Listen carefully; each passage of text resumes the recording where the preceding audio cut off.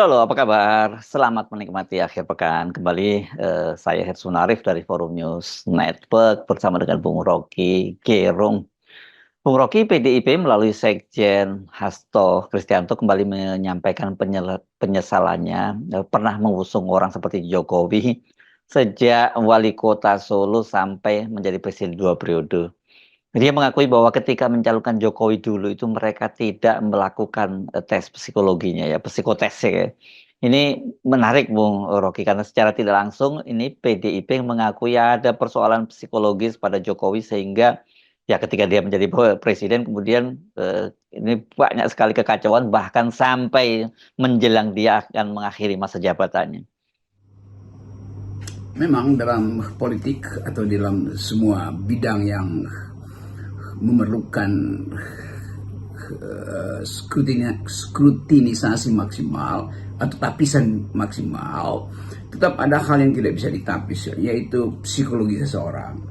Walaupun akhirnya kita harus pergi pada semacam ketentuan, sebetulnya ketentuan filosofis bahwa semakin kita berupaya untuk menggali apa yang disembunyikan, semakin dia ditutupi itu.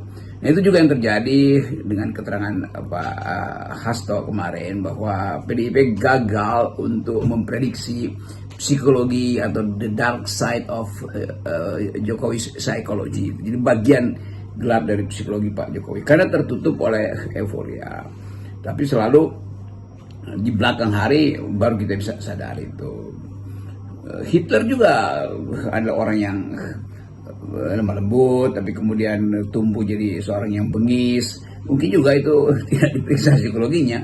Tapi di dalam politik kan ada hal yang bisa kita ucapkan, tetapi tidak bisa kita periksa ucapan itu. Dan itu yang disebut sebagai, karena itu kemudian maksud saya Jokowi disebut sebagai man of contradiction, yang sebetulnya dari awal bisa kita deteksi dari narasi yang dia produksi. Tetapi PDIP sudah mengatakan bahwa mereka bertanggung jawab juga terhadap kegagalan filter itu. Itu udah selesai. Tinggal kita lihat bagaimana setelah PDIP menganggap bahwa Jokowi ternyata memalsukan banyak hal termasuk psikologi dia, maka kita belajar untuk mulai menapis seseorang. Sekarang banyak pejabat yang masuk ke Pilkada Jakarta misalnya, kita tapis juga psikologinya tuh. Apakah psikologi seseorang itu bisa kita kenali hanya dari prestasi dia, atau sebetulnya ada yang kita tunggu untuk diperlihatkan di dalam keadaan yang lebih kritis. Karena psikologi orang itu terbaca dalam keadaan yang lebih kritis. Dalam ilmu psikologi disebut sebagai grand situation, itu situasi batas ketika seseorang harus kita duga dia baik apa buruk tuh.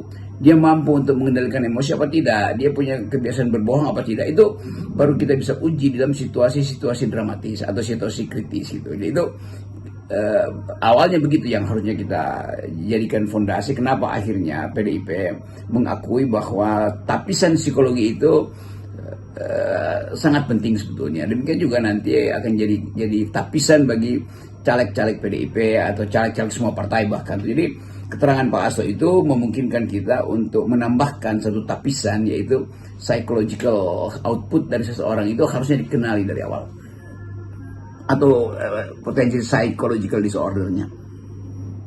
Ini saya pikir ya Bung Rocky memang untuk seorang pemimpin apalagi kemudian menjadi presiden itu sangat penting buat kita ini mendapatkan gambaran lebih dulu secara psikologi seseorang yang akan kita pilih itu. Kesehatan mental seorang presiden maksud saya, apalagi untuk negara sebesar Indonesia itu harus betul-betul diperhatikan mengingat nasib ratusan juta warga itu dipertaruhkan di tangan seorang presiden itu. Di dunia intelijen selalu ada yang disebut modeling psychogram. Jadi peta psikisnya itu diintip dari segala hal, lalu hasilnya adalah desain psikologi dia tuh. Nah, psychogram ini yang memungkinkan kita bikin penilaian yang sifatnya tentatif, karena psychogram juga harus diuji atau dimanfaatkan dan kemudian melihat kembali apakah psikogram itu menggambarkan secara deskriptif atau hanya sekedar secara kualitatif kan. Jadi semua analisis psikologi harus dibuat dalam bentuk modeling, dan modeling itu akan diukurkan sambil melihat prestasi seorang. Jadi kalau kita mau konsisten sebetulnya ya setiap saat itu sama seperti pilot aja kan. Jadi seorang penguasa apalagi presiden dia seperti pilot yang setiap secara periodik mesti diusut lagi atau diperiksa kesehatan mentalnya, kesehatan fisiknya, daya visibility-nya itu, kemampuan untuk mengambil keputusan dalam keadaan darurat. Nah, semua soal semacam itu yang kita maksudkan sebagai pengawasan internal terhadap seorang pemimpin tuh. Nah, pengawasan eksternal namanya oposisi, pengawasan internal namanya teguran-teguran. Dan terhadap Pak Jokowi kan Ibu Mega seringkali memberi teguran, tapi sangat mungkin teguran Ibu Mega itu justru menimbulkan amarah atau dendam kecil atau ketidaknyamanan pada Pak Jokowi. Misalnya dinyatakan ya kalau nggak ada PDIP nggak ada apa-apa Pak Jokowi itu. Ya memang begitu faktanya. Tapi mungkin Jokowi menyimpan dendam. Dia artinya Pak Jokowi juga tidak mengerti psikologi Ibu Mega. Ibu Mega kan biasa mengucapkan hal-hal yang kelihatan dramatis, tapi memang itu yang jadi watak dari Ibu Mega. Jadi Jokowi tidak diperiksa kemampuan dia untuk menerima semacam direction atau direktif dari Ibu Mega tuh. Lalu dia mulai bereaksi negatif tuh, menganggap bahwa dia dikecilkan oleh Ibu Mega. Ya memang dia kecil secara fisik, bahkan disebut si cungkring apa-apa. Tapi kita mesti lihat juga itu di dalam konteks kultur PDIP sendiri kan, yang seringkali ya belak-belakan aja mengatakan itu. Tetapi Ibu Mega mengasuh Jokowi lama tuh, dan Jokowi menyembunyikan psikologinya dari Ibu Mega. Itu yang baru kita mengerti bahwa ternyata Jokowi bukan orang yang jujur. Ternyata Jokowi punya ambisi melampaui kedudukan dia sebagai kader, yaitu mau mengambil alih PDIP.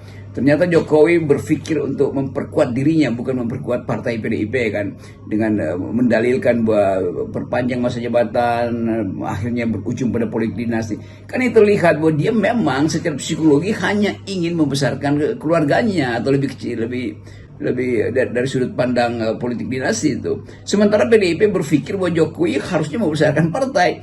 Jadi itu sebetulnya impact dari ketiadaan pengetahuan tentang karakter dasar seseorang. Tapi kalau soal tertipu, saya pikir bukan hanya PDIP ya yang merasa tertipu oleh Pak Jokowi.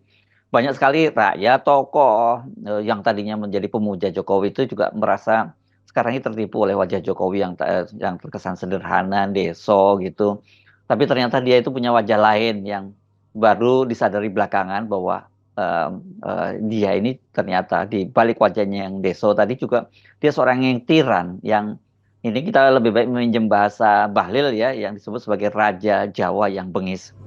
Ya boleh kita pakai perumpamaan apa namanya itu, two faces of Janus itu, dua wajah Dewa Janus, yang satu yang muram, yang satu yang ceria, yang satu yang baik, yang satu yang buruk, yang satu yang cemerlang, yang satu yang menyimpan dendam.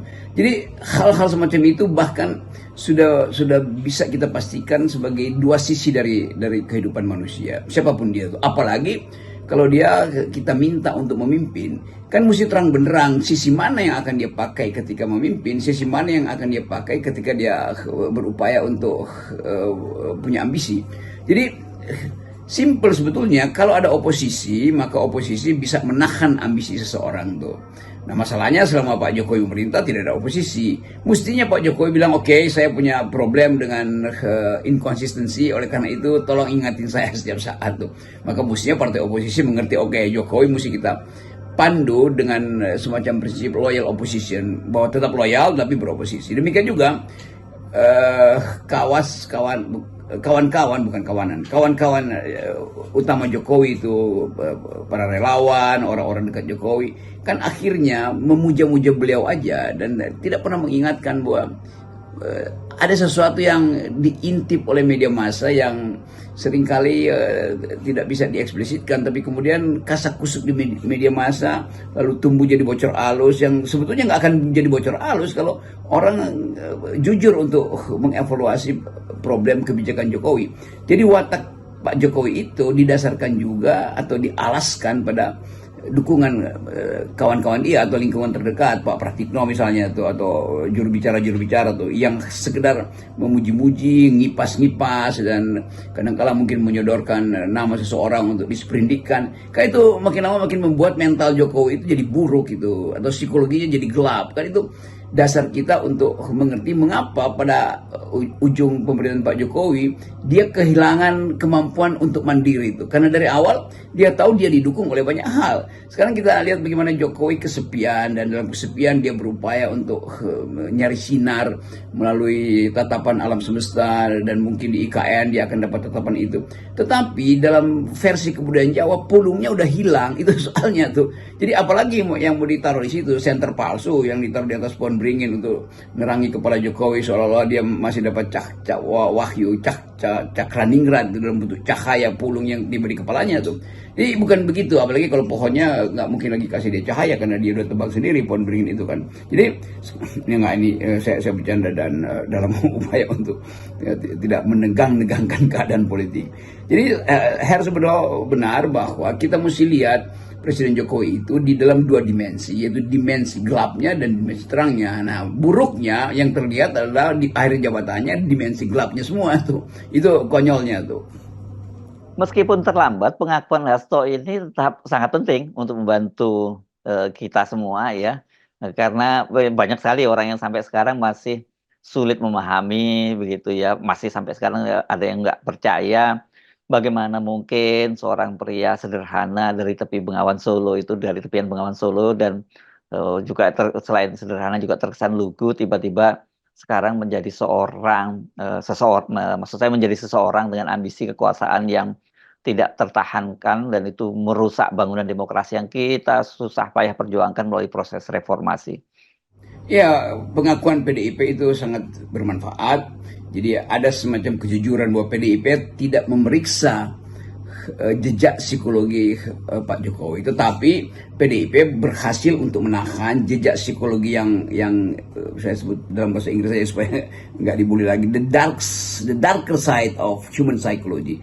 Bagian gelap dari psikologi seseorang itu dibaca lebih cepat dan terhalang untuk makin gelap oleh Ibu Mega. Karena itu Ibu Mega menentang Jokowi untuk memperpanjang kekuasaannya, menentang Jokowi untuk 3 periode. Kan semua itu yang harus kita pujikan pada Ibu Mega, bahwa kendati the darker side of Mulyono's psychology ini tidak bisa dideteksi dari awal, tetapi ambisi dia itu tertangkap lebih awal justru oleh Ibu Mega. Karena itu Ibu Mega menghentikan langkah Jokowi, dan Jokowi pasti marah tuh, dan dia mulai cari cara untuk balas dendam dengan mengeluarkan seluruh energi buruknya pada akhirnya kan. Jadi orang semacam Pak Jokowi dia lengkap dengan peralatan bukan black magic tapi darker side, bagian hitam dia itu tuh dia eksploitasi dalam bentuk energi politik.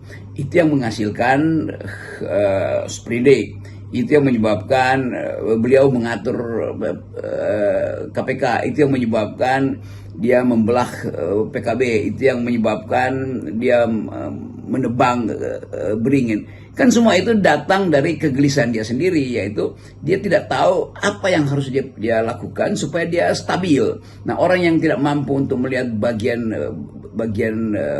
bercahaya dari dirinya akan ngumpet di bagian yang tidak bercahaya. Jadi boleh saya terangkan bahwa pada akhirnya Jokowi mencari rasa aman di dalam kegelapan psikologinya tuh. Itu saya kira kesimpulannya tuh. Dan ini hal yang harus kita pahami, pelajari supaya tidak berulang atau tidak terjadi di dalam cara kita merekrut pemimpin. Nah, itu pentingnya saya selalu terangkan di sini di FNN bahwa tapisan pertama ada tapisan etis.